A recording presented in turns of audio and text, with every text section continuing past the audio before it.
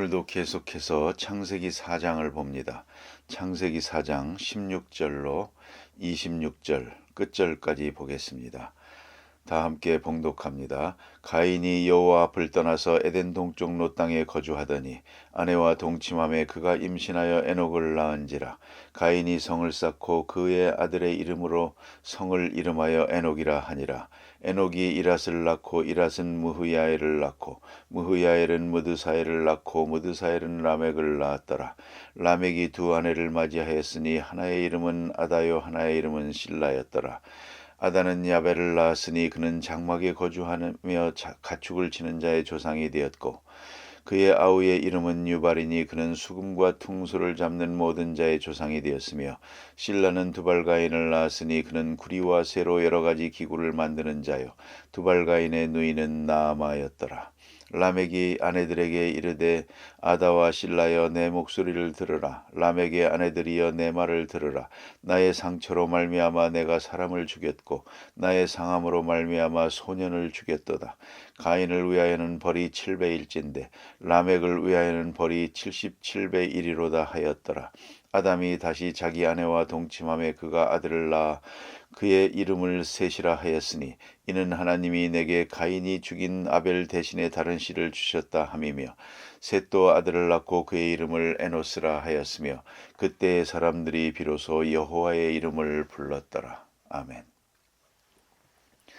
오늘 본문 가운데는 우리는 대단히 중요한 하나님의 역사를 읽을 수가 있습니다. 우리가 십계명을 보면 그 속에는 이런 말이 있습니다. 하나님의 계명을 따라 지켜 사는 자에게는 복을 수천 배까지 주겠다 그랬습니다. 수천 배까지. 여기서 우리가 생각할 것은 복의 유전성을 읽을 수가 있습니다. 그리고 또 하나님의 말씀을 거역하는 자에게는 3, 4배까지 벌을 내리겠다 그랬습니다. 여기서는 또한 저주의 유전성을 읽을 수가 있습니다. 요새 유전에 대한 얘기가 많습니다. 유전공학, 유전의학이라든가 그런 말도 있지만 가만히 보면 여러 가지로 유전되는 것을 볼 수가 있습니다. 물론 유전적으로 봐도 병 자체가 유전되지는 않는다고 하지만 병에 대한 체질은 유전되고 있습니다. 그래서 여러분이 병원에 가게 되면 진찰하면서 본인의 병력도 묻지만 가족력도 묻습니다. 조상 가운데 고혈압으로 죽은 일이 있습니까? 할아버지가 고혈압으로 돌아가셨습니다 하면 의사가 이 사람도 고혈압 체질이다 생각을 합니다. 또 누가 암으로 죽은 자가 있습니까? 누가 암으로 죽었습니다. 그러면 당신은 6개월마다 한 번씩 진찰을 받으십시오. 그럽니다. 이것이 오늘의 의학입니다. 다시 말하면 조상 중에 어떠한 병이 있다 하면 그 유전자가 이어진다는 것입니다. 몇 대까지 이어집니다. 그래서 아무래도 체질적으로 위험하게 됩니다. 항상 조심해야 한다 그런 얘기가 됩니다. 이것을 너무 지나치게 얘기하게 되면 이로 인해서 낙심하게 되는 사람을 많을 거라고 해서 사실은 의학자들이 깊은 의견을 그대로 발표하지 못한다고 합니다. 상당 부분이 유전적이라고 합니다. 사실 얼굴도 닮았지 않습니까? 조상으로부터 내려옵니다. 그런데 이것이 육체적으로만 그런 게 아닙니다. 특별히 중요한 것은 영성입니다. 영성에 대한 유전성을 볼 수 있습니다. 중요한 것은 회개하지 아니했을 때 이 말입니다. 조상이 회개하지 않았습니다. 회개하지 않고 그대로 죽었습니다. 그럴 때의 그 불행이 이어집니다. 오늘 본문은 특별히 이 점을 말해줍니다. 가인이 하나님의 저주를 두려워는 했지만 회개하지는 않았습니다. 회개하고 다시 출발했으면 이제 그 후로부터의 생활과 자손들에게는 복이 이어지겠는데 그는 회개하지 않았습니다. 그리고 오늘 본문에 보면 여호와 앞을 떠나 그렇게 말합니다. 본문의 첫 절과 마지막 절을 보십시다. 첫 절에 보면 가인이 여호와 앞을 떠나 이렇게 돼 있고 그 다음에 26절 끝에 가서 보면 그때의 사람들이 비로소 여호와의 이름을 불렀더라. 여러 대 지나서 비로소 여호와의 이름을 불렀습니다. 결국 가인은 끝까지 이름을 부르지 않았고 하나님의 낯을 피해서 살려고 했고 그리고 그 후손도 마찬가지로 회개하지 아니한 가인의 후손들이 가인과 같은 모습으로 살아간 것을 볼 수 있습니다. 대단히 중요한 일입니다. 그런 거로 우리 조상들이 어찌했든지 그걸 이 시간에 나무랄 것은 없습니다만, 그러나 우리가 상당한 좋지 못한 풍속, 좋지 못한 성격, 좋지 못한 생활 태도, 이런 것들을 물려받아 사는 것이 사실입니다. 그러나 우리 때에서 이것을 회개하고 하나님 앞에서 깨끗이 고쳐나갈 때 우리 후손에서는 다른 세대가 이어지는 것입니다. 그걸 잊지 말아야 합니다. 그러니까 나 하나의 생활이 나 하나에만 있는 게 아닙니다.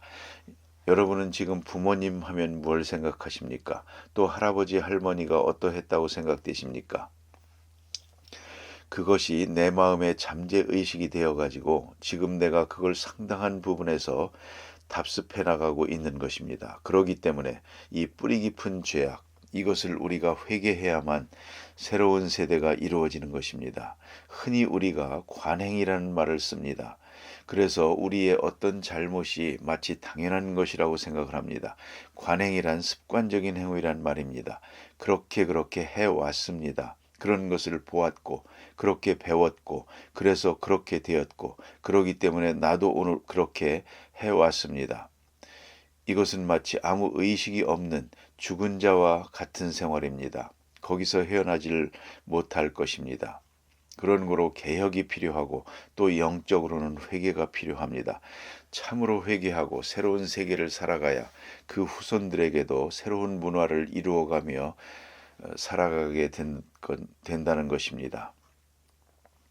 그래서 오늘 본문에 이제 회개하지 못한 가인의 후손들이 어떻게 살아가고 있는가 하는 것을 본문에서 읽게 됩니다. 먼저는 하나님 앞을 떠났다 하는 것입니다. 하나님을 떠나서 살려고 했습니다.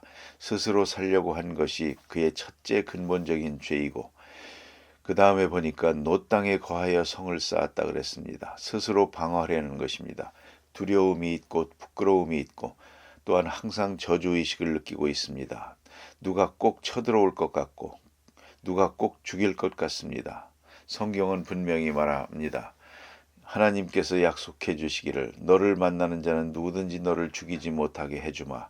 하나님이 그만큼은 약속을 해주셨습니다. 이것을 감사하고 나아가서 회개하고 살면 새로운 생활이 될 텐데 하나님이 주신 이 마지막 축복까지도 그는 저버렸습니다. 왜 성을 쌓아야 됩니까?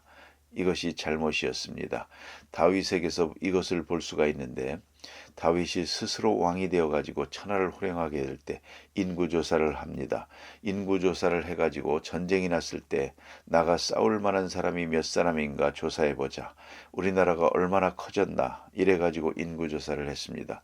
하나님께서 크게 책망을 하십니다. 내가 언제부터 내 힘으로 싸웠느냐? 내가 너를 보호해서 내가 산 것이지. 내가 인구가 많고 군사가 많아서 이겼던 것이냐? 어찌하여 그런 짓을 하느냐? 하나님께서 크게 책망하시는 것을 볼 수 있습니다. 여러분, 이런 쓸데없는 생각을 할 필요가 없습니다. 하나님이 보호하신다고 했으면 보호하는 줄 알지, 뭐 제가 해보겠다고 성을 쌓고, 이것이 불신앙입니다. 하나님 앞에 반항하는 것입니다. 오늘도 우리가 알아야 됩니다. 하나님의 은혜로 살아가는 것이지 너무 내일 걱정하지 마세요. 뭐 돈을 의지해서 얼마면 되겠다 해서 열심히 모아봤댔자 그건 모으고 죽어버립니다. 아무 소용도 없는 것입니다. 그저 하루하루 하나님의 은혜 가운데 사는 것이지 너무 그렇게 돈을 의지하려고 하지 말고 여기 붙고 저기 붙고 해서 권력에 의지하려고 해도 안 되는 것입니다. 하나님만 의지하고 하나님이 보호하고 그걸 믿고 구체적으로 살아가야 됩니다. 신앙생활이 구체적이어야 한다는 것을 잊지 말아야 하겠습니다. 오늘 여기 보니 가인이 이런 실수를 합니다. 여호와 앞을 떠나서 그 다음엔 성을 쌓았습니다. 이것이 불신앙입니다. 그 다음에 자손들을 계속 낳았는데 이 부분에 대해서는 이 시간에 다 설명해 드릴 수는 없습니다. 그 다음에 아담의 7대 손이 되는 람에게 대해서 우리가 생각하게 됩니다. 19절에 보니까 라멕이 두 아내를 취하였으니 그랬습니다. 벌써 잘못된 일입니다. 하나님은 분명히 한 남자 한 여자를 창조하셨습니다. 그리고 그렇게 살아가도록 원하셨는데 그때는 십계명이라는 계명은 없지만 그러나 그 마음속에 계명이 있습니다. 한 남자 한 여자로 살게 하셨는데 그런 제도를 벗어나서 오늘 여기 보니까 두 아내를 취했으니 여기서 벌써 하나님의 법을 또 한 번 떠납니다. 그 자손들이 떠나게 됩니다. 그 다음에 보니까 이들이 새로운 일을 개척해 나가는데 아단은 야발을 낳았으니 그는 장막에 거하며 육축 치는 자의 조상이 되고 목축업을 하는 자의 조상이 됐습니다. 이 사람의 후손들은 계속해서 장막을 치고 이리저리 옮겨 다니면서 양을 치고 삽니다. 지금도 이스라엘이나 중동에 가면 이런 사람들을 흔히 볼 수 있습니다. 천막을 치고 그게 살림 전부입니다. 양을 몇 마리 거느리고 양을 돌아보고 있습니다. 거기서 젖도 짜고 먹고 잡아먹고 그것이 식량이고 그것이 전부입니다. 그리고 양의 가죽을 벗겨가지고 천막도 만들고 옷도 만들고 이래가지고 사는 것입니다. 그런 풍속으로 삽니다. 새로운 문명도 다 상관없이 오늘도 그렇게 사는 사람들이 있습니다. 오늘 여기 보니까 유목민 생활을 하는 사람들의 후손이 계속 유목민 생활을 하게 됐다 하는 것이고, 그 다음에 여기 재밌는 말씀은 유발이라고 하는 아들이 나왔는데 그는 음악가의 조상이 됩니다. 수금과 퉁소를 잡는 자의 조상이며 음악을 만들었습니다. 여기서부터 음악을 만들기 시작합니다. 그래서 음악사를 보면 이 이야기가 먼저 나옵니다. 성경에서부터 나왔다. 그렇게 기록한 책도 있습니다. 어쨌든 음악이 시작이 됩니다. 수금과 퉁소를 만들어서 음악이 시작됐습니다. 그 다음에 오늘 본문에서 가장 중요하게 생각되어질 부분이 두발가인입니다. 두발가인이라는 자손이 나왔는데 그는 동철로 각양각색의 기구를 만들었습니다. 이 사람은 대장장이가 됐습니다. 대장장이가 돼가지고 굴이나 쇠로 날카로운 칼을 만들었습니다. 맨 먼저 인간들이 만든 것이 칼입니다. 날카로운 칼, 기계를 만들어서 자기들의 생활을 좀 더 편리하게 했다, 이런 것입니다. 그런데 문제는 여기 있습니다. 목축을 해가지고 뭐 했느냐? 또 음악을 만들어가지고 뭘 했느냐? 또 기계를 만들어가지고 무엇에 썼느냐? 23절에 나타납니다. 이것이 전부 나쁜 일에 쓰여집니다. 음악도 기계도 나쁜 일에 쓰여집니다. 좋은 일을 위해서 칼을 만든 게 아닙니다. 나쁜 일을 위해서 만듭니다. 날카로운 칼을 만들어서 결국은 이것으로 사람을 죽입니다. 그리고 사람을 죽였다고 자랑하면서 또 노래를 합니다. 노래를 만들어 부릅니다. 여기에 음악이 나오는 것입니다. 그 음악이 좋은 일에 쓰여지질 않고 하나님을 찬양하는 일에 쓰여지는 게 아니라 사람을 죽이고 그걸 자랑하느라고 노래를 부른다면서, 그러면서 음악이 나오는 것입니다. 잔인한 것입니다. 이런 일이 바로 회개하지 못한 사람들이 이루게 되는 후속 결과입니다. 대단히 슬픈 이야기입니다. 오늘 본문에 이렇게 말합니다. 자기 아내들을 부르면서 하는 말입니다. 아다와 셀라여 내 소리를 들으라. 라멕의 아내들이여 내 말을 들으라. 사람을 죽여놓고 자기 아내들을 모아놓고 봐라, 내가 한 짓 봐라. 그리고 소리 지르며 노래를 부릅니다. 노래의 가사는 이렇습니다. 나의 상처를 인하여 내가 사람을 죽였고 나의 상함을 인하여 소년을 죽였도다, 그랬습니다. 번역이 직역돼서 뜻을 찾기가 어려운데 다시 번역을 고쳐봅니다. 나에게 상처를 입은 남자를 내가 죽였다. 내가 기계를 가지고 이것을 다루다가 사람에게 상처를 입혔다. 상처를 입혔으면 이제 치료해야 됩니다. 그걸 싸매주고 고쳐줘야 하겠는데 그러지 않고 상처를 입은 자를 죽여버렸습니다. 이것이 저들이 한 짓입니다. 죽이는 것을 즐깁니다. 참 그런 말을 듣고 마음 아픕니다. 너무너무 어렵고 고생스러워서 그런 것 같습니다. 북한에서 그런 얘기하는 거 들어봅니다. 우리에게 지금 병원이라는 것은 사치스러운 얘기입니다. 생각해 보세요. 지금 산 사람이 굶어 죽게 됐는데 병원이 문제입니까? 병원은 사치스러운 얘기입니다. 우리는 지금 다 죽은 사람도 살리겠다고 심장을 누르고 산소 호흡을 하고 애를 쓰지만 북녘 땅에 그런 거 없습니다. 죽어가게 되면 빨리 죽으라고 내버려 둡니다. 어려운 사회에서는 그렇습니다. 산 사람도 죽으려고 하는데 죽어가는 사람 살릴 것 없습니다. 병원도 많지 않지만 그 병원마저도 입원실이 비어 있습니다. 치료하지 않습니다. 이걸 알아야 됩니다. 오늘 여기 보니까 상처를 입은 사람이 있습니다. 그걸 치료해 줄 생각을 하지 않고 죽여버렸습니다. 이것이 가인의 후손들이 한 일입니다. 상처 입은 사람을 불쌍히 여기고 어찌하든지 살리겠다고 하는 그런 사랑이 있는 게 아니고 상처 입었을 때 오히려 그를 죽여버립니다. 이것이 저들이 하는 방법입니다. 또 그것을 즐기고 있습니다. 그 다음에는 자랑 삼고 있습니다. 또 하나 있습니다. 나를 상하게 한 젊은 남자는 내가 죽였도다. 여기 소년이라고 번역되었는데 나의 상함을 인하여는 나에게 상처를 입힌 사람을 내가 죽였습니다. 이건 복수입니다. 그러니까 상처 입은 사람은 고생할 것 없다 하고 죽여버리고 또 그런가 하면 나를 해치는 사람, 나에게 조금이라도 상처를 입힌 사람은 복수해버립니다. 그리고 그걸 즐기는 것입니다. 그리고 자랑 삼는 것입니다. 내가 사람을 죽였다. 내게 손대는 사람은 누구든지 죽일 것이다. 아내들을 불러다 놓고 봐라. 내가 이렇게 용감하다. 이걸 자랑하고 있습니다. 이것이 노래요. 이것이 저들의 예술이었습니다. 깊이 생각해야 됩니다. 빌립보 3장 19절에서 말합니다. 부끄러움으로 자기 영광을 삼는다. 그렇습니다. 회개하지 못한 사람들의 잔인성 속에는 그 잔인성을 즐기고 있는 것이 있습니다.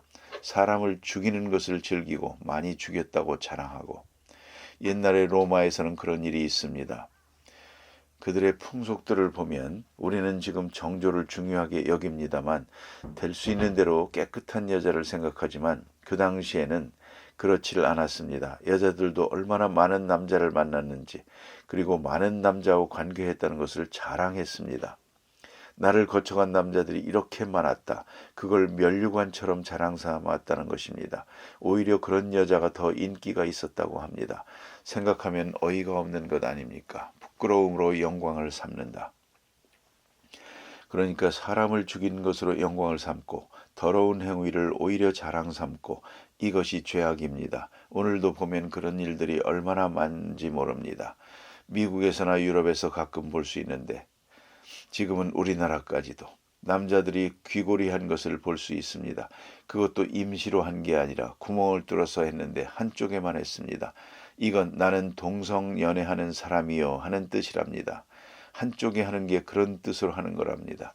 그래서 저희들끼리 보고 이 사람은 동족이다 그렇게 생각을 하는 겁니다. 그거 하고 당당하게 다닙니다. 숨어서나 할 짓인 줄 알았는데 아니요, 당당하게 심지어는 지금 법으로 통과해달라고 야단입니다. 뭐가 잘못됐냐고 당당하게 소리를 지르고 있습니다. 부끄러움으로 영광을 삼는다. 문자 그대로입니다. 이제 회개하지 않는 사람들의 후손이 어떻게 되나 보십시다. 그들의 예술, 그들의 기술, 그들의 감성이 이렇게 사악해졌습니다. 사람을 죽이고 노래를 부릅니다. 사람을 죽이고 자랑 삼고 있습니다. 이러한 잔인한 인간의 세계로 전락하고 말았습니다. 하나님께서 다시 아담에게 복을 주어서 그로 하여금 셋을 낳게 했고 가인을 대신하게 했습니다. 그랬더니 그들의 후손에 가서 비로소 여호와의 이름을 불렀더라. 비로소 여호와의 이름을 불렀더라. 다시 셋에 가서 그 후손들이 비로소 여호와의 이름을 부르는 그런 시속이 이어집니다. 기도하십시다.